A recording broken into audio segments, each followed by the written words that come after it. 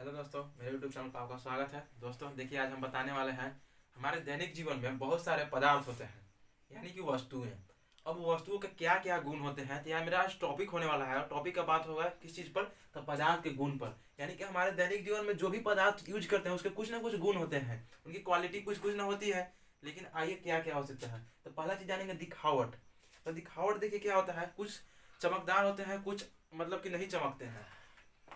यानी कि देखिए, जिनमें प्राकृतिक चमक पाई जाती है। देखिए, दिखावट के रूप में अगर हम समझना चाहें तो कोई चीज है, ध्यान समझिए, उसमें प्राकृतिक चमक है। क्या है? प्राकृतिक चमक है। और कोई एक वस्तु होता है जिसे हम पेंट करके बनाते हैं। कोई एक वस्तु होता है जिसे हम क्या करते हैं, पेंट करते हैं। तो देखिए, यानी कि दिखावट के लिए करते हैं। यानी कि अगर जो प्राकृतिक चमक होता है, प्राय वो ऐसे जो जिनमें प्राकृतिक चमक होती है उसे हम धातु कहते हैं। यानी कि देखिए, लोहा, तांबा, इनमें कैसे चमक है, प्राकृतिक चमक है। लेकिन अगर अगर वही दरवाजा है, लकड़ी का अगर दरवाजा है, उसमें प्राकृतिक चमक नहीं है, तो यानी कि वह उसमें हम क्या करते हैं, पेंट करते हैं। तो यह दिखावट उसका हो गया।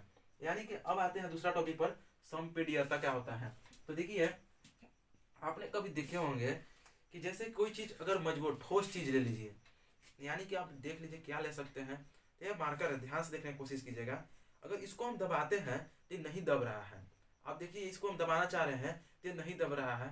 लेकिन आपने कभी ब्रश कर रहे हैं घर में, जब आप घर में ब्रश करते हैं तो आप कोलगेट लिए होंगे। जब कोलगेट से ब्रश करते हैं तो उसको जब चिपते हैं तो क्या इतना कठोर टाइट तो आता है? नहीं नहीं, इसमें अगर इसको दाब दाब रहे हैं तो ये देखिए क्या हो रहा है, नहीं दब रहा है। लेकिन जब हम कोलगेट को दबाते हैं तो वो दब जाता है। यानी कि हम कह सकते हैं कि यह कठोर है। देखिए, हम बताएं, यहाँ पर लिखे हैं संपीड्यता यानी कि कोमल पदार्थ, और एक होता है कठोर पदार्थ। यानी कि संपीड्यता का गुण किसमें अधिक होता है, तो कोमल पदार्थ में अधिक होता है।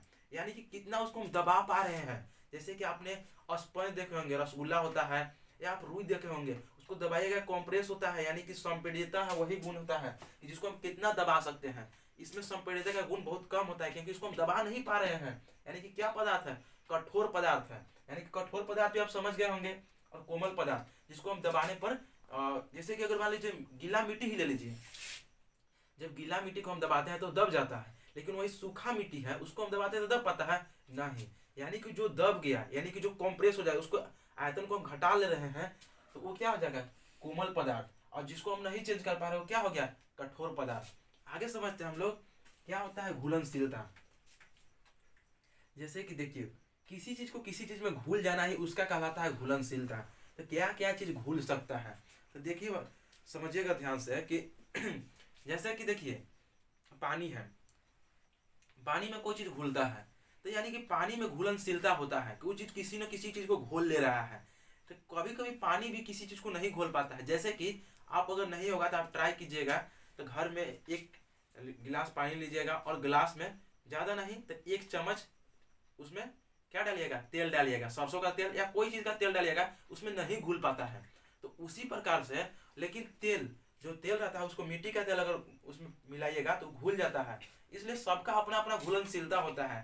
तो इस चीज को ध्यान रखिएगा। तो घुलनशीलता क्या होगा कि कोई चीज इसको अपने में घुला ले रहा है या नहीं घुला पा रहा है, वही चीज होता है घुलनशीलता। जैसे कि नमक और पानी को एक में घोल देंगे तो घुलता है कि नहीं घुलता है, घुल जाता है। तो वही उसका क्या कहलाता है, घुलनशीलता कहलाता है। अब आते हैं उत्प्लावकता क्या होता है। देखो, उत्प्लावक क्या कहते हैं कि कोई चीज अगर पानी में जाता है तो वो डूबता है या तैरता है, और जो तैरता है उसी बल को कहते हैं उत्प्लावकता बल कहते हैं, यानी कि फ्लटेशन कहते हैं। यानी कि इसी नियम के अनुसार जो नाव है वो चलती है। चाहे कोई भी चीज को हम डुबाते हैं पानी में, जैसे कि ये देखिए, ये कैप है, मार्कर का कैप है, अगर इसको पानी में डालेंगे तो डूबेगा नहीं। कौन नियम के चलते, इस नियम के चलते, उत्प्लावकता के नियम के चलते यह इसमें नहीं डूबेगा। अब आते हैं चुंबकत्व। देखिए, एक होता है लौह चुंबक, एक होता है अनुचुंबक।